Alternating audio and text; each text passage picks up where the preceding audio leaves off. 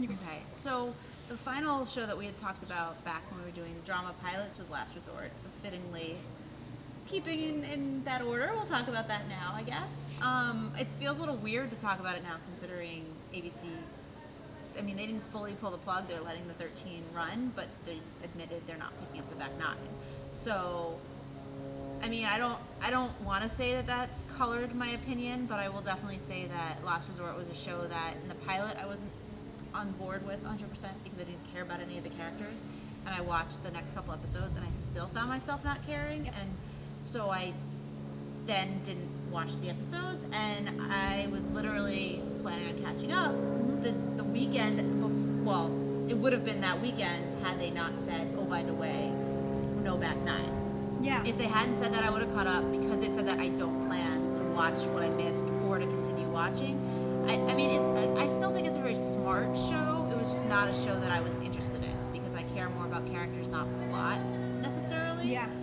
And there were too many people, and there was too much going on, and I honestly was bored, which makes no sense because like there were explosions all the time and kidnappings, and like apparently I missed the episode, but apparently there was like a hallucination episode where they were all drugged on the island, and so they started seeing things that weren't really there. Of course. I didn't see that episode, so if I'm wrong, I apologize.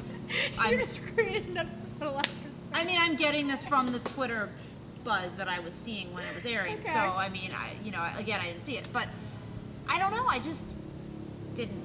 It just didn't hold my interest at all. And I, like you were saying about Nashville, where nothing about the show maybe turned you off, but at the same time you didn't need to tune in. Yeah. Same deal. Nothing turned me off, but that alone was like, well, I don't need to tune in. I don't have time for this. I have other shows, especially on Thursday nights, other shows that I'm really interested in, care about, writing about consistently. Sorry, I'm sure you can hear that. Apparently Last Resort's really angry about everything. The government is coming for me, you guys.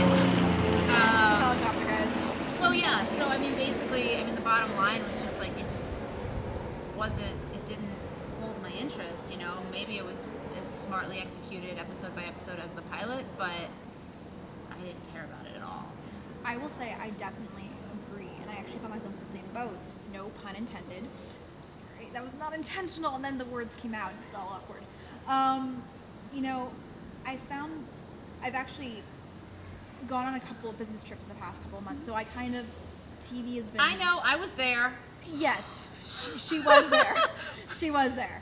And they all know because we tweet about it. Yeah, and when we're still alive, we have not killed each other, so yay for that. Or anybody on the trip has not killed us, which maybe is a better... Or we haven't killed anyone else. Right. We're all still good. We're all still good, Mm-hmm. and not in jail. No, but because of that, I had so little room on my TiVo. I had so little room to. I'm behind on an alarming number of shows at the moment. There's actually a list. It's alarming. And so I found myself, Thursday nights at 8 is such a really, really crazy thing. Like, for instance, something like X Factor, which is so many hours a week. I know you don't necessarily watch it. I don't. But for me, I watch that, but it's not anywhere else legally. So basically, either you watch it. It's not on Hulu. It's not on demand. Yeah. So basically, you either watch it, or you DVR it, or you're screwed. So like that takes priority on my DVR thing.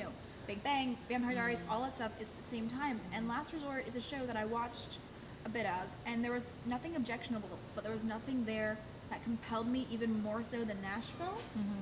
And I knew that the business stuff would be coming for a kind of break soon, and I was like, well, okay, I was thinking with Thanksgiving, it's a couple of days, take off, watch the show, and then the news broke, and I'm very much in the same spot too, where it's like, allegedly there's enough time to try to retool the endings of it.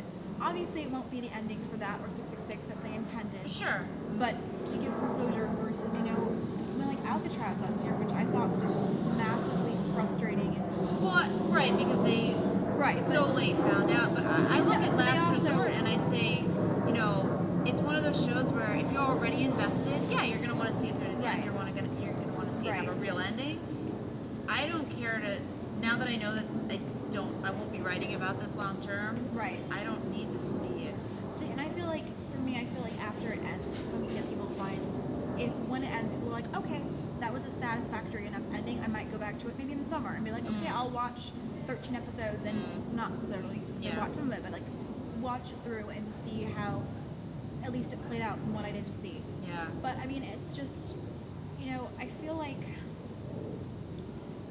dramas are there are so many good dramas on television right now, both on cable and on network, that I feel like, and I know, it's really hard, because I know a lot of the dramas that I love did not start off, all cylinders ago, and it's, so I kind of, there is a sadness, because I kind of do wish that a lot of these shows had more time to grow. I mean, I mentioned Raising Hope in our comedy thing. Something like Fringe for me, I enjoyed the pilot, and I, watched from start, covering before it started, but it's not a show that really found its groove, until season 2. Like, it was still a good show. There were still great moments in season 1, but it didn't become an amazing, great show, at least for me, until, the last episode of season 1, and then, really the mid part of season 2. Right. And it's like, a lot of shows these days don't have that room to grow. And I don't know, I'm not saying that Last Resort would have become that, because, I mean, I think you and I talked about how limited I felt that scope was to begin with. It felt like it should have been a mini-series to begin with. Yeah. Because it didn't seem like a show that it could last 5 years. But at the same time, I do wish that shows had more room to kind of find what they want to be. I see, but that's the thing. I feel like with the amount of competition that there is and the amount of talent that there actually is out there, pitching shows, making pilots, whatever, you should know what you are. Right. You need to go in with a clear plan. The network needs to believe in your vision, and that you can execute your vision, and that you can work in tandem with the network to get your vision off the ground in a way that will work for both of you. I feel like Sean Ryan did that with Last Resort, and unfortunately it just didn't stick with enough viewers. Like, I mean, I was just, if there are people out there like me who were just bored by it, right. I understand why it didn't do well. Not everything's going to be a winner. I don't, I'm not on board with networks canceling a show after 2 episodes, because I feel like that's unfair, and the show might know what it is, but the audience hasn't found it yet. Whereas I think with Pauly, he does give them a little bit more time, and I respect that, and that's why I respect that the decision came later than it could have for Last Resort and 666 Park Avenue. But at the same time, I don't feel like the show needed more time to find its legs. I think it knew what it was, and what it was just not good enough, unfortunately. Yeah, I mean, and I disagree, I think, with the point that, I don't want it to take to season 2 to tell me what the show is. No, maybe I don't 5 think years ago we right. had that room. We don't have that room anymore. I don't think it should be season 2, and I think, I think shows have to have much more promise than just season 2 to be whatever. But I'm saying that, a lot of times, a lot of the great dramas don't take, it doesn't hit in the pilot thing. Like, it's not like Homeland. It was great from the start, but I think for the middle... But it knew what it was. We didn't know what it was. We didn't know what it was. That's the difference, I think. And I it's harder, obviously, with a network where you might have a 22 season, you might have a 13, you don't know in the beginning, and so you're parceling out story differently than if you knew up front what you were doing. But I don't know.